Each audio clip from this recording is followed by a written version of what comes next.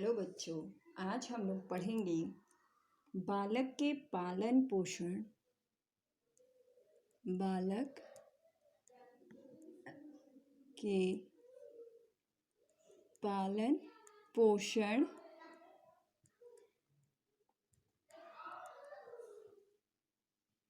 की विधियाँ।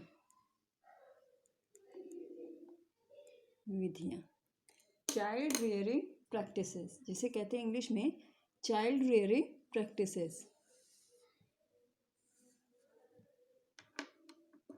शिशु का जन्म एक और माता पिता की आकांक्षाओं की पूर्ति करता है, यानी कि जो कुछ भी माता पिता उम्मीद करते हैं, अपेक्षा करते, उनको पूरा करता है। वहीं दूसरी ओर माता पिता के उत्तरदायित्व में भी वृद्धि करता है। माता पिता का जो कर्तव्य है, उत्तरदायित्व है उसके प्रति, उसमें भी वृद्धि करता है, उसको भी बढ़ाता है। जैसे माता पिता का पहला उत्तरदायित्व अपने खुद के माता पिता के प्रति था, एक दूसरे के प्रति था, अब एक बच्चे के प्रति भी उनका उत्तरदायित्व हो जाता है।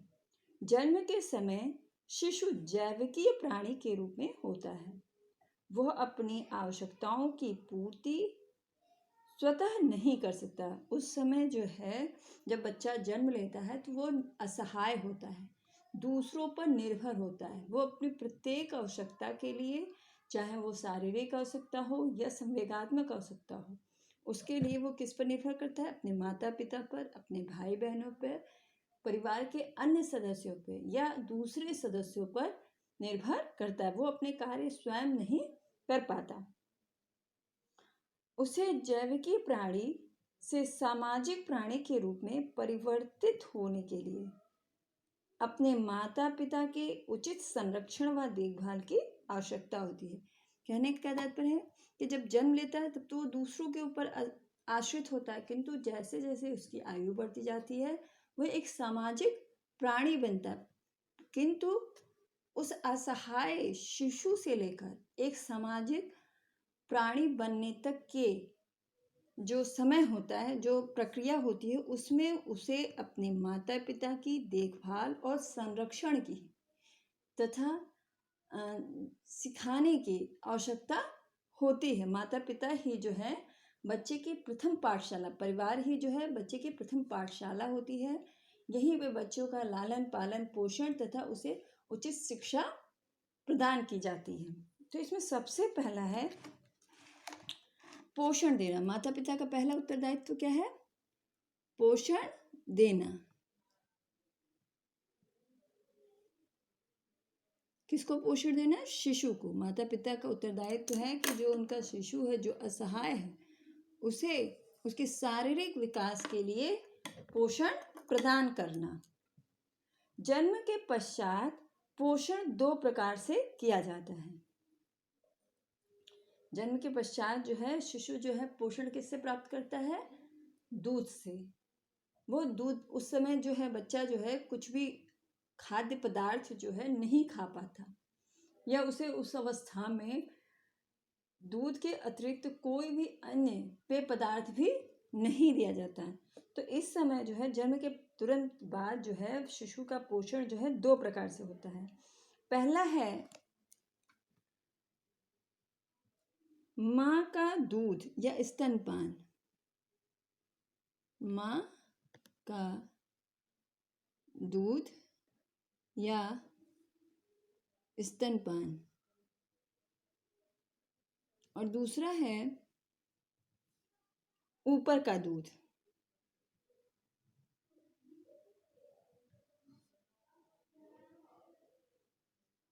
तो आज हम लोग सबसे पहले पढ़ेंगे माँ का दूध। माँ का दूध बच्चों को कैसे प्राप्त होता है? स्तनपान के द्वारा।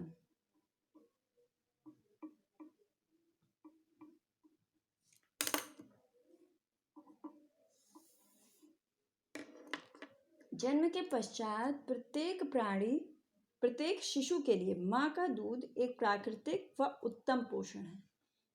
प्राकृतिक क्या है? क्योंकि यह प्रकृति द्वारा शिशु को प्रदान किया जाता है। जब बच्चे का जन्म होता है तो स्वतः ही माँ के स्तनों में दूध आ जाता है, और यह उत्तम पोषण है। उत्तम पोषण किस रूप में? कि बालक के शारीरिक विकास के लिए जितनी पोषण की आवश्यकता होती है वो संपूर्ण माँ के दूध में पाया जाता है। ईश्वर ने प्राकृतिक रूप से ही ऐसा प्रबंध कर दिया है कि शिशु जन्म के पश्चात माँ को अपने बच्चे के पोषण के लिए परेशान नहीं होना पड़ता। माँ के दूध में सभी आवश्यक पौष्टिक तत्व, कौन कौन से पौष्टिक तत्व होते हैं जो माँ के दूध में पाए जाते हैं? पहला प्रोटीन, कार्बोज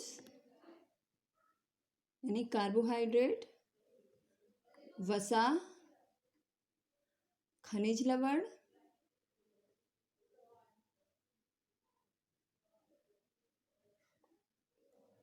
विटामिन, जल।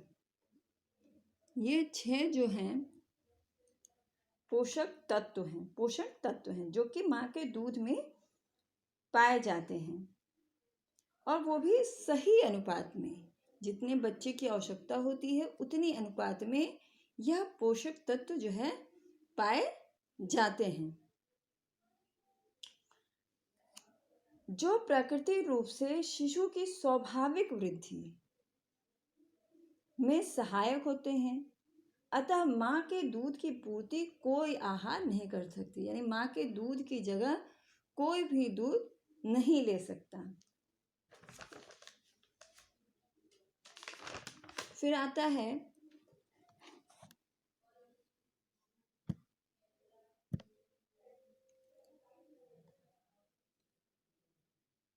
है स्तनपान से लाभ।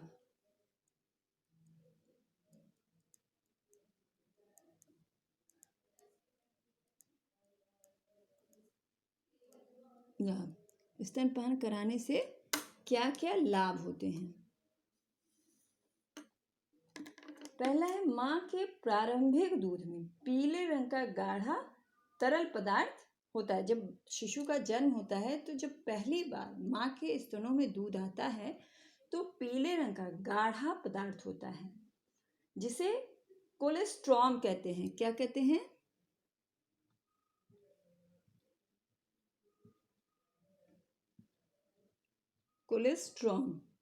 कोलेस्ट्रॉम कहते हैं, निकलता है। इस पदार्थ में प्रोटीन, वसा और खनिज लवण अधिक अनुपात में होते हैं। इसमें कौन कौन से अधिक अनुपात में होते हैं? प्रोटीन, खनिज लवण और वसा, ये जो हैं अधिक अनुपात में पाए जाते हैं।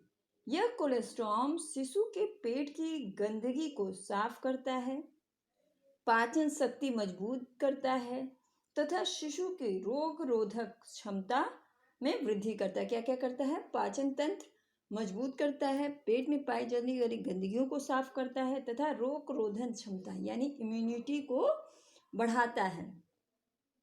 दूसरा है माँ का दूध सुपाच्य होता है, यानी आसानी से पचने योग्य होता है। बच्चों की जो पाचन क्षमता होती है उसके अनुकूल होता है। नेक्स्ट है कि माँ का दूध स्तन से सीधे शिशु के मुंह में चला जाता है, इसलिए किसी प्रकार के संक्रमण की आशंका नहीं होती। इस दूध का संपर्क जो है वातावरण के अन्य किसी भी पदार्थ से नहीं होता है। जब बच्चा जो है माँ के स्तनों के निप्पल्स को चूसता है तो दूध डायरेक्ट निप्पल से होकर शिशु के मुंह में चला जाता है। क्योंकि अन्य किसी भी पदार्थ से, वातावरण के किसी भी चीज़ों से उसका संपर्क नहीं होता, इसलिए उसे संक्रमित होने की कोई संभावना नहीं होती है। नेक्स्ट है स्तनपान द्वारा पोषित होने वाले बालक स्वस्थ, हष्ट पुष्ट होते हैं, क्योंकि माँ के दूध में सभी पौष्टिक तत्व विद्यमान होते हैं। माँ के दूध में जो है अभी हम लोगों ने पढ़ा कि प्रोटीन, कार्बोज, वसा, खनिज लवण, विटामिन और जल सभी कुछ क्या है? प्रचुर मात्रा में पाया जाता है, संतुलित अवस्था में पाया जाता है। ना कुछ बहुत अधिक ज़्यादा होता है ना कम होता है, शिशु की आवश्यकता के अनुकूल होता है। इसलिए जो बच्चे स्तनपान करते हैं वो हष्ट पुष्ट होते हैं, स्वस्थ होते हैं। फिर नेक्स्ट है स्तनपान कराने से माँ तथा शिशु दोनों को ही मानसिक संतुष्टि मिलती है, जिससे भावात्मक संबंध दृढ़ होता है। क्योंकि माँ और शिशु का ये डायरेक्ट संपर्क होता है, तो इनमें भावात्मक संबंध आपस में जो है ये भावनाओं के द्वारा जुड़ जाते हैं और इन्हें मानसिक संतुष्टि भी प्राप्त होती है। बच्चे को भी जब वो स्तनपान करता है तो उसे एक सुरक्षा की भावना पैदा होती है, उसे लगता है कि वो माँ की गोद में सुरक्षित है। नेक्स्ट है स्तनपान कराने की विधि, कि किस प्रकार बच्चों को स्तनपान कराया जाए।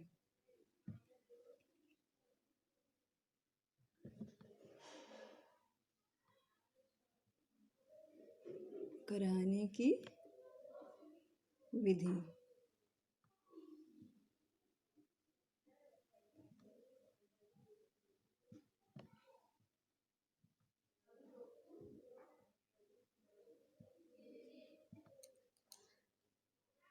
यद्यपि माँ का दूध प्राकृतिक आहार है और शिशु के जन्म के बाद प्रत्येक माँ के पास उपलब्ध होता है। जैसे ही शिशु का जन्म होता है माँ के स्तनों में दूध आ जाता है, किंतु फिर भी प्रथम प्रसव यानी कि पहले बार बच्चे को जन्म देने पर माँ को स्तनपान कराने का सही तरीका सीखना पड़ता है कि किस प्रकार बच्चों को स्तनपान कराया जाए जिससे कि बच्चे पे कोई गलत असर ना पड़े। किसी भी माँ को दूध को लेट कर स्तनपान नहीं कराना चाहिए, किसी भी स्त्री को जो है अपने बच्चे को दूध लेट कर नहीं पिलाना चाहिए।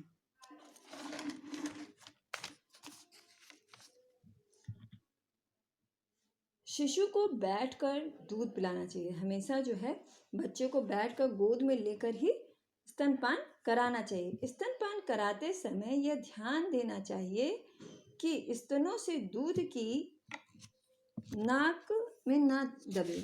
जब स्तनपान कराया जाए तो ये ध्यान रखना चाहिए कि उससे जो है शिशु के नाक ना दबे।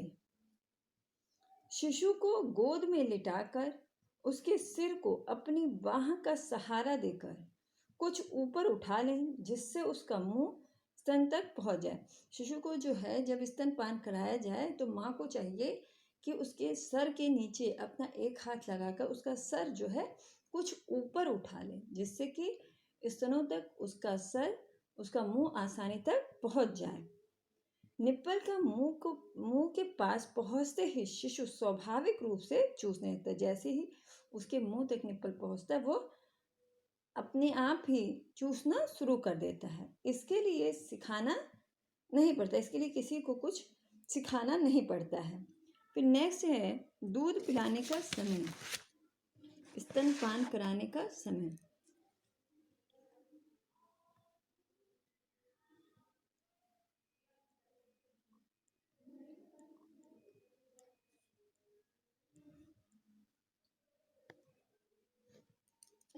दूध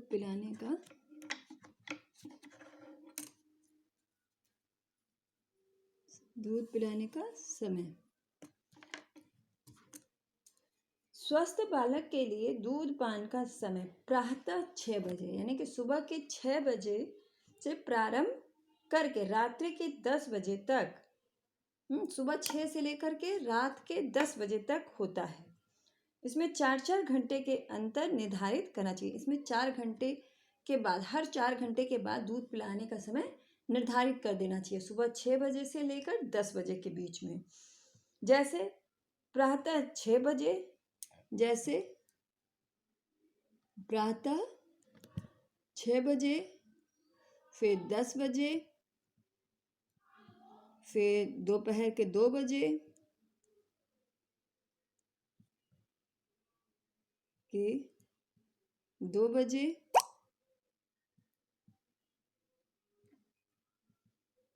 फिर 6 बजे, शाम के 6 बजे,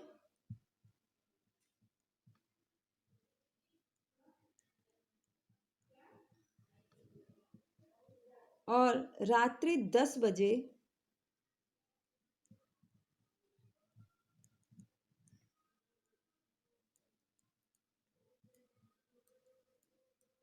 10 बजे। प्रारंभ में शिशु का समय निर्धारित नहीं होता। जब शुरू में हम शिशु का समय निर्धारित करते हैं तो वो निर्धारित नहीं हो पाता, वो उसके अनुकूल उसे भूख नहीं लगती, कभी कभी बहुत ज़्यादा दूध पी लेता है या कम या नहीं पीता, परंतु धीरे धीरे वो आदी हो जाता है, किंतु धीरे धीरे वो जो है उस समय के अनुसार उसे भूख लगने लगती है। जब उसका समय आता है दूध पीने का तो उसे भूख लगने लगती है, वो धीरे धीरे उस समय का आदी हो जाता है। फिर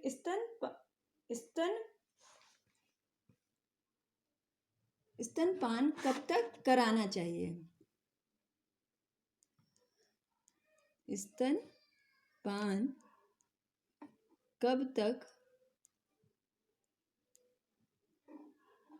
कराना चाहिए?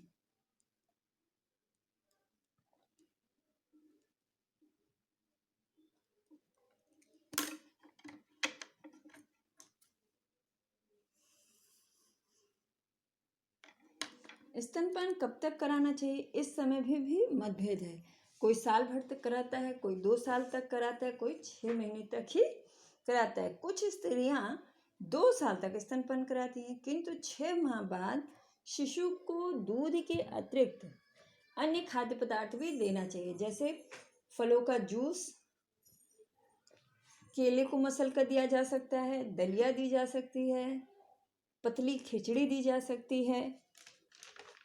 फिर है दूध पिलाने के बाद डकार दिलाना चाहिए। दूध पिलाने के बाद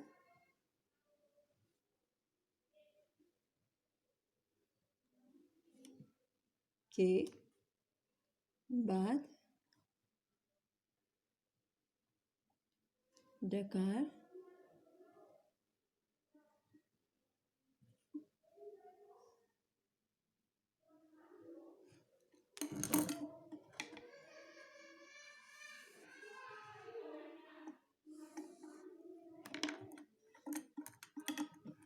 स्तनपान कराते समय थोड़ी बहुत वायु शिशु के पेट में अवश्य चली जाती है। जब हम दूध पिलाते हैं तो वातावरण में जो वायु होती है वो थोड़ी बहुत बच्चे के पेट में चली जाती है, जिसके कारण शिशु के पेट में, बच्चे के पेट में बहुत दर्द होने लगता है। दूध पिलाने के पश्चात इसलिए क्या करना चाहिए कि दूध पिलाने के पश्चात उसे कंधे से लगाकर पीठ को बाएं तरफ की पसलियों के पास थपथपाना चाहिए। बाएं तरफ की पसलियों पीठ के पास, पहले उसे पेट के बल जो है कंधे से लिटा देना चाहिए, फिर पीठ पर पसलियों के नीचे बाएं तरफ हाथ से धीरे धीरे थपथपाना चाहिए, जिससे डकार आती है और जो पेट की वायु है वो डकार के रास्ते शिशु के पेट मुंह से बाहर निकल जाती है। फिर नेक्स्ट है कि किन अवस्थाओं में स्तनपान नहीं कराना चाहिए। कौन कौन सी ऐसी अवस्थाएं हैं जो हो तो स्तनपान नहीं कराना चाहिए शिशु को। किन अवस्थाओं में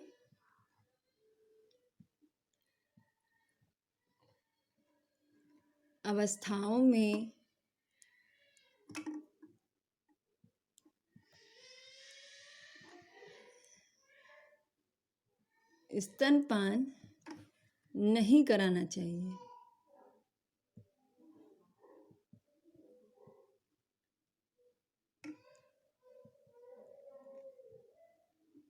कराना चाहिए। कुछ ऐसी अवस्थाएं हैं जो उत्पन्न हो जाएं तो उस समय शिशु को स्तनपान नहीं कराना चाहिए। तो अब हम जानेंगे कौन कौन सी वो अवस्थाएं हैं।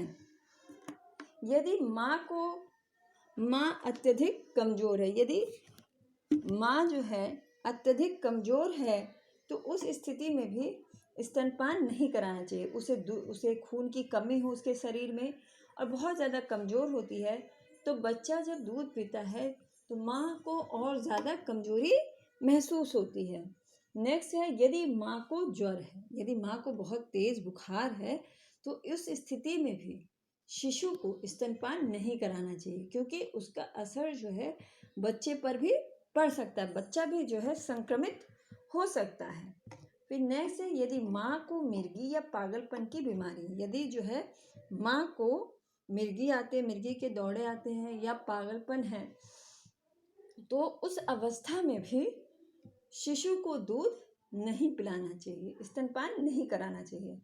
नेक्स्ट है, यदि माँ का दूध शिशु के लिए अपर्याप्त है, यदि माँ का जो दूध है वो शिशु के लिए पर्याप्त नहीं हो पाता, शिशु का पेट जो है उससे पूरी तरीके से नहीं भर पाता है, तो उस स्थिति में भी माता को जो है शिशु को स्तनपान नहीं कराना चाहिए। क्योंकि कई बार क्या होता है कि हम समझ नहीं पाते कि बच्चे का पेट पूरा भर रहा है या नहीं, फिर हम उसको अलग से दूध पिलाने लगते हैं जो एक्स्ट्रा हो जाता है।